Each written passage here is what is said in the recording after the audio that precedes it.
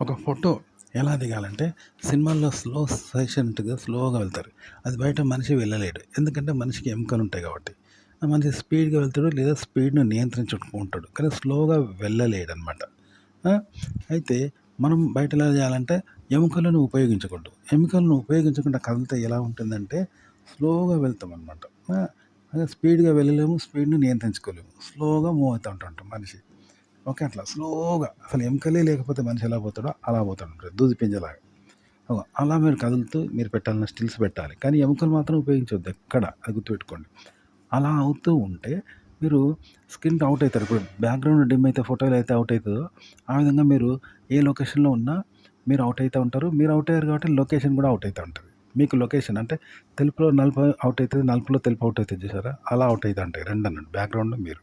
ఇలా పెట్టండి.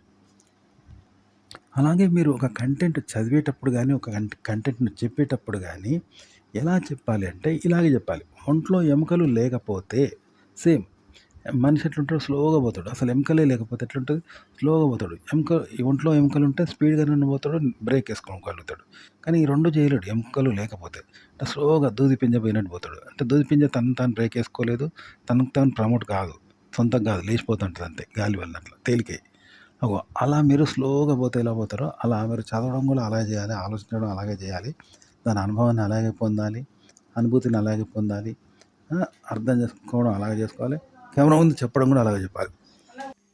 ఇలా చెప్పడం వల్ల కెమెరా ముందు మీరు ఔట్ అయితారు.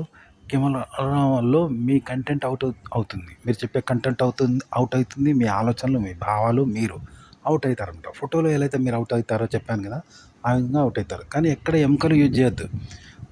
ఎముకలు యూజ్ చేయకుండా మీ శరీరంతో చేయాలి. అప్పుడే స్లో మోషన్‌లో పోతారు చూసినావా అలా అన్నట్టు. అది సినిమాల్లో చేస్తారు. కానీ బయట చేయలేరు కదా! కానీ బయట కూడా అలాగే చేయాలంట. మీ ఆలోచనలు, భావాలు చెప్పడము, అనుభవించడం, అనుభూతి చెందడము, అనుభవం పొందడం, దాన్ని చెప్పడం అన్నీ ఇలాగే జరగాలి స్లో మోషన్‌లో. ఎక్కడ ఎముకలు, స్ట్రెస్ అనేది ఉపయోగించొద్దనమాట. అప్పుడు బాగుంటది. మీరు ఔట్ అయితారు. మీరు చెప్తున్న కంటెంట్ అవుతుంది. చక్కగా చెప్తారు. వినేవాళ్ళు కూడా మీరు ఔట్ అయితారు. మీ కంటెంట్ ఔట్ అవుతుంది కాబట్టి చివరి దాకా చూస్తారనమాట.